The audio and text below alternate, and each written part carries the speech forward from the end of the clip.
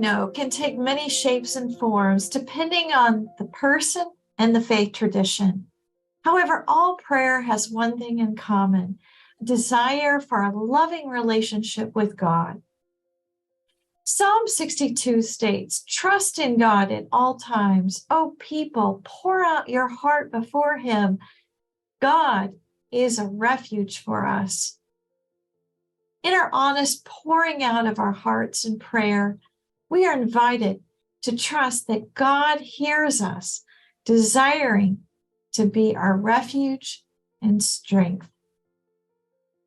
Prayer, however, is not only about our talking to God, but also about giving ourselves the space to listen, pay attention.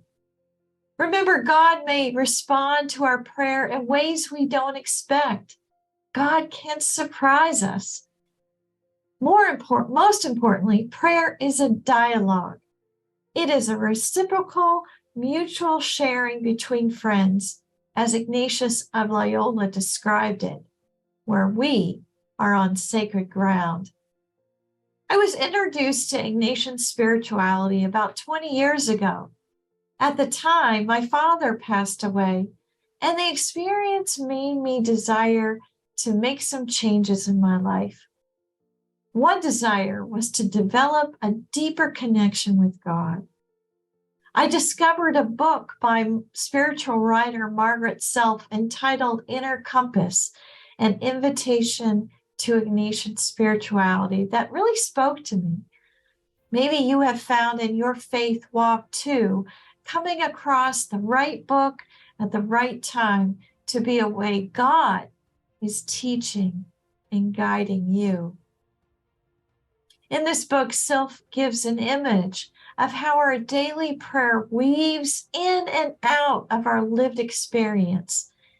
She suggests that in prayer, we move inward to God, to our God center, and then we move out again to our situation in the world. This movement into our center and out again brings about an act of transformation.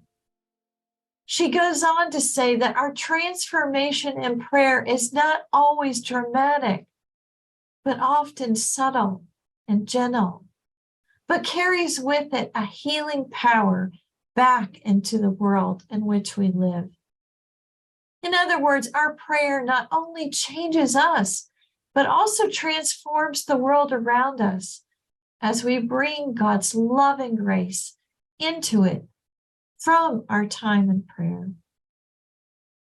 You may say, I often have trouble connecting with God or myself because I am distracted or worried about something or many things.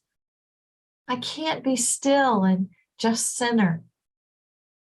St. Teresa of Avila described it as horses racing in her head. Maybe in these moments, you need to go for a walk or do something you love, and then you may be able to notice that the answer or grace from your prayer is revealed when you least expect. Our prayer in community is also a place of grace where we share our joys and sorrows as the body of Christ, whether in our families, churches, or small faith communities. We encourage one another, not as pillars of the church, but as people of the way, hoping to transform our lives and communities through the Spirit. If you desire a deeper connection with God, I invite you today to pour out your heart to God in prayer, trusting that through your prayer, you are being transformed each day in grace. Peace be with you.